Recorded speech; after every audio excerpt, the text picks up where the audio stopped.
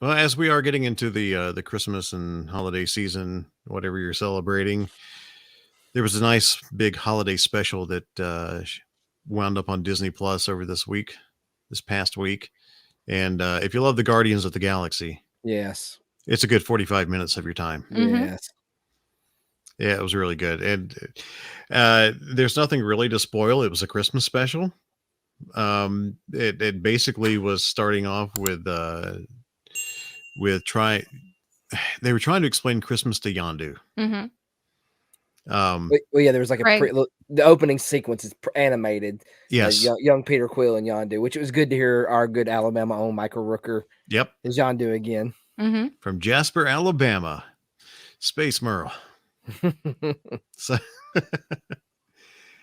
yeah, it was it basically was Peter Quill trying to, or his friends, especially Drax and Mantis, trying to bring Christmas to Peter. Yeah.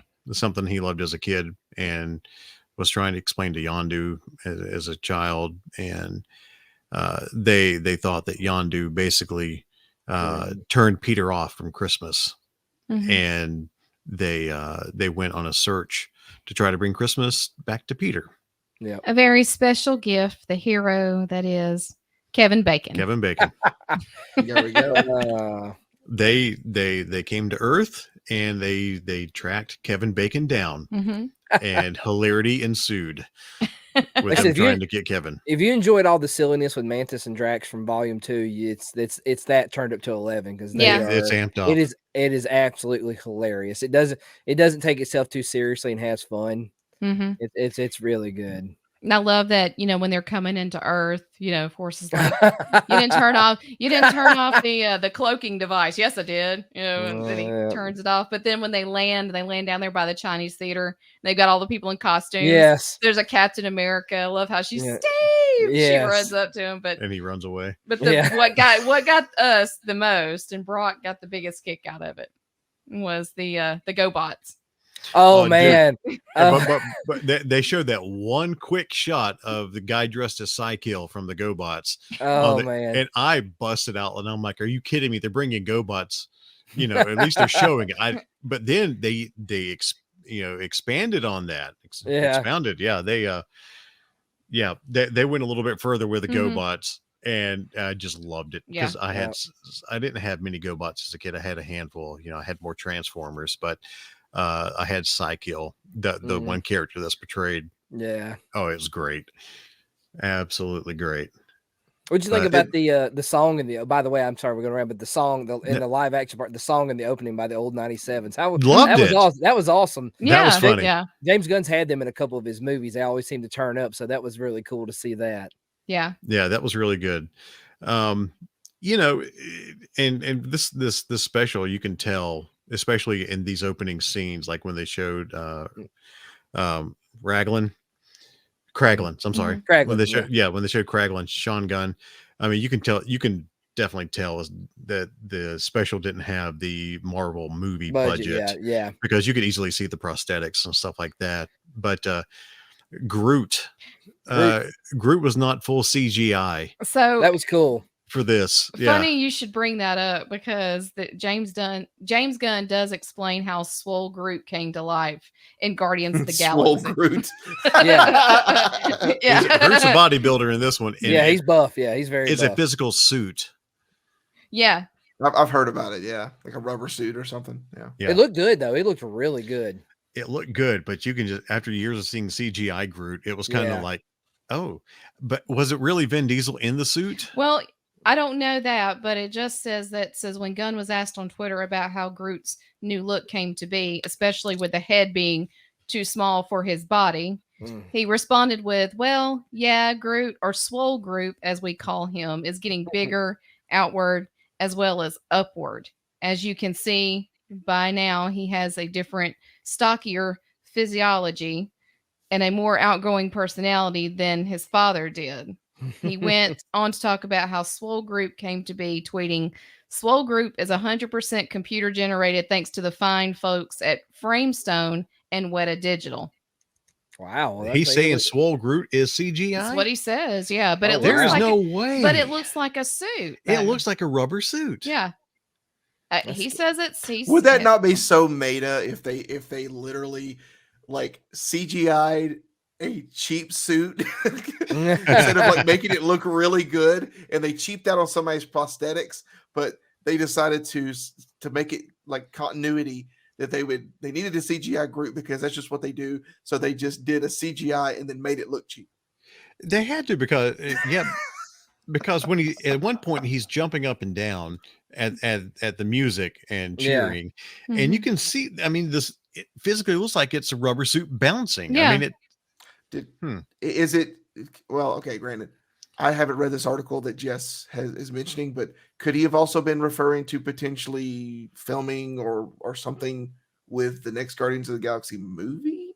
Like maybe that's going to be in it? I haven't seen anything to that, but there is a couple of articles out there with people talking about, like this one here is just titled "Grown Up Groot is absolutely terrifying" in the Guardians of the Galaxy holiday special. So there's a lot of people that are talking about the appearance of Groot in this special. His face and expressions are 100% CGI. That's the only thing that I can see a CGI on this thing. Mm-hmm.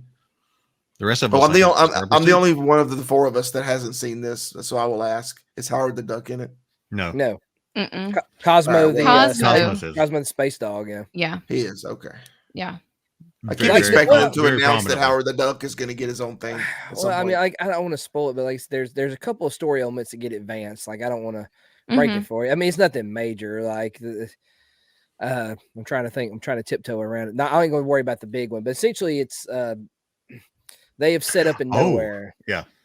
There is a big storyline element at the end. Well, it gets dropped in the beginning, but it becomes there. But I want you to say that. I'll watch it. But they are.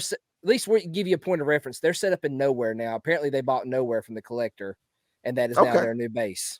Yeah, and that's where they plan to have Christmas for Peter at. So, I brain dumped on that big reveal at the end. We're not gonna say anything about that. You need to watch. It's a good moment it really is. Yeah. This article says the new design looks less like a CGI creature and more of a practical suit enhanced with CGI, ready to be used in Disney theme parks. The problem is that this approach makes Groot's body look disproportionate to his head, at least compared to previous portrayals. It makes sense though. I mean, we saw the grown-up Groot, then we saw baby Groot, and then we saw teenage tween Groot, and then now he's in his 20s. He's got his he's very big. Right. Yeah, it makes sense. And I mean, look at how they're doing Hulk in the Disney parks. The Hulk's in like a spacesuit, so that they don't have to do the whole thing. So I mean, that would be cool if they use that. I mean, just based on the way you guys are describing it, sounds pretty cool. Mm-hmm. But yeah, it was funny. Kevin Bacon was wonderful in it. Yeah, you can tell he had fun. Yeah, Kevin Bacon as Kevin Bacon. I mean, he is himself in this, and it's great. Although when they find out that he's an actor, that scene's hilarious. Gosh. They don't realize. Yeah, he's like, I'm just an actor. These are characters I played. And Drax like, remember when you saved a town just by dancing? Dancing so stupid. And he's like, that was just a character. What? Yeah. So he's in Disney now. So 6 Degrees of Kevin Bacon is going to get potentially really intense now. What was even funny? Associations. Yeah, and his wife Kira Sedgwick is in the movie too, but on the phone. Mm-hmm. Yeah, she's just a voice role, but still, it was neat to include her as well. Yeah. Well, I mean, this is really Bacon's second foray into the MCU. This is the first one as himself. I mean, he was in MCU, but he was in First Class, so therefore, yeah. Oh, that's right. Yeah. Oh, he was. I forgot about that. So now Kevin Bacon is a variant. Yeah. You know what? Pretty much. Pretty much. Yes, he was in. He was in. Marvel thing, and he killed Darwin, and I still am not over that. So, jerk. So people are speculating that they think that Groot at this point in his life as the holiday special, that he's in the age range of 14 to 18. So that's what a lot of people are speculating. This is where which he's is really young for a tree if you think about it. Yeah. That's like barely That's almost a full-grown loblolly pine, but I mean that's a real tree that's not very old. Yeah. Which was very interesting. Like that, normally this is one of the interesting things for the Guardians. That there wasn't as much 70s music as there was. I don't know if you know.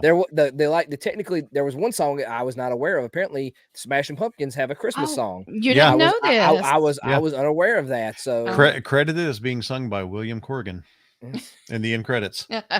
William Corgan. William. that's- Yeah, they didn't use a lot of the Like, typical I'm soundtrack that you would think. Yeah. you would think. I'm surprised they didn't go for McCartney's Wonderful Christmas Time. You know, that would have been Right. very, very Guardians music esque. It's very But it might have been, heavy- you know, it's 45-minute special. You know, I'm sure they, you know, didn't want to go too crazy on the rights stuff. Yeah. Yeah. But it's good. Yeah. Like I said, you get a chance, Kevin, watch it. It's great. Yeah. Kevin is kind of feeling like I've been feeling for a while, and I can't speak for Jess or Bo, but yeah, being marbled out. Mm, Yeah. You know, we did an episode not too long ago, a few months ago, about are we getting burned out on Marvel? And I've certainly reached that point, but this was enjoyable. yeah. It's Just a being the good Guardians. It's a good 45-minute watch, and you know the holiday season. Just sit down Yeah. and spend And some it- time on it. And like I said, it does give a pretty big reveal. Hmm. Yeah, we won't spoil that one. Yeah. It's not mind blowing, but still, it's yeah. it's a touching moment. So Mhm. yeah, I'll leave it at that. Well, I mean, and also my excuse is there was something else on Disney Plus that I was a lot more occupied with. Yeah. Of Oh, course no, you I- were. Yeah, That we're not Oh, going to mention because we're going to do this later. I have but- no idea what you're talking about, Just, Kevin. just go to at Bama Geeks on YouTube, youtube.com/at Bama Geeks, and look at the shorts. Mhm. And then go to our Yeah. TikTok at Bama Geeks on TikTok. You know, why not? Just go ahead. Social media Oh Yes. yeah, at social Bama media Geeks plugs. everywhere. But Kevin posted up a good 5-minute review on our TikTok.